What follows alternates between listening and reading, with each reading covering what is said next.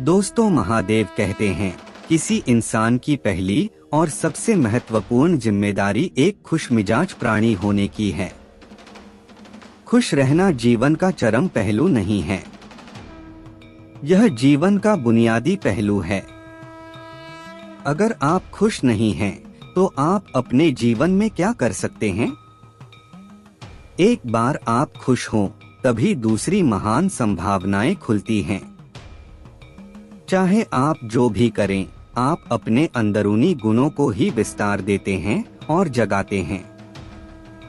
चाहे आप इस बात को पसंद करें या नहीं, हकीकत यही है। जब तक कि कोई महत्वपूर्ण चीज आपके भीतर घटित नहीं होती, आप दुनिया के लिए कुछ बहुत महत्वपूर्ण नहीं कर सकते। इसलिए अगर आप दुनिया के बारे में चिंतित हैं, तो पहली चीज आपको यह करनी चाहिए कि खुद को एक खुशमिजाज प्राणी में रूपांतरित करें। पहचानें कि खुशी आपकी मूल प्रकृति है।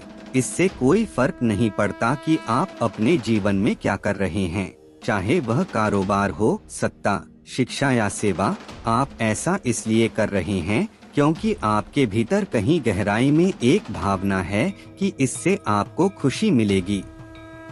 इस धरती पर हम जो कुछ भी करते हैं, वह खुश रहने की इच्छा से करते हैं, क्योंकि यह हमारी मूल प्रकृति है। जब आप बच्चे थे, तो आप यूं ही खुश थे। वही आपकी प्रकृति है। खुशी का स्रोत आपके भीतर है। आप उसे हमेशा के लिए एक जीवंत अनुभव बना सकते हैं।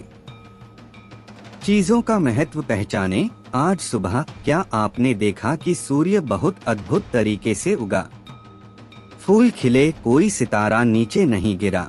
तारामंडल बहुत अच्छी तरह काम कर रहे हैं। सब कुछ व्यवस्थित है। आज समूचा ब्रह्मांड बहुत बढ़िया तरीके से काम कर रहा है, मगर आपके दिमाग में आया किसी विचार का एक कीड़ा आपको यह मानने पर मजबूर कर देता है कि आज बुरा दिन है। कष्ट मुख्य रूप से इसलिए होता है क्योंकि ज्यादातर इंसान इस जीवन के प्रति सही नजरिया खो बैठे हैं।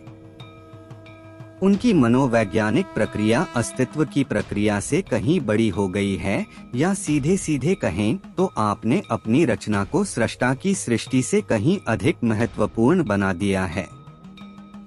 यह सारी पीड़ा का बुनियादी स्रोत है।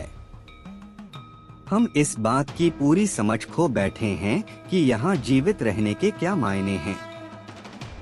आपके दिमाग में आया कोई विचार या आपके मन की कोई भावना फिलहाल आपके अनुभव की प्रकृति को तय करती है। और यह भी हो सकता है कि आपके विचार और भावना का आपके जीवन की सीमित हकीकत से कोई लेना देना न हो। पूरी सृष्टि बहुत बढ़िया तरीके से घटित हो रही है, मगर सिर्फ एक विचार या भावना सब कुछ नष्ट कर सकती है। मन या दिमाग को उसके असली रूप में देखें। जिसे आप मेरा मन कहते हैं, वह असल में आपका नहीं है। आपका अपना कोई मन नहीं है। कृपया इस पर ध्यान दें। जिसे आप मेरा मन कहते हैं, वह बस समाज का कूड़ेदान है। कोई भी और हर कोई जो आपके पास से गुजरता है, वह आपके दिमाग में कुछ न कुछ डाल जाता है। आप वाकई यह चुन नहीं सकते कि किससे आपको चीजें ग्रहण करनी हैं और किससे नहीं करनी। अगर आप कहते हैं मुझे यह व्यक्ति पसंद नहीं है, तो आप किसी भी और से ज्यादा उस इंसान से ग्रहण करेंगे। आपके पास कोई चारा नहीं है।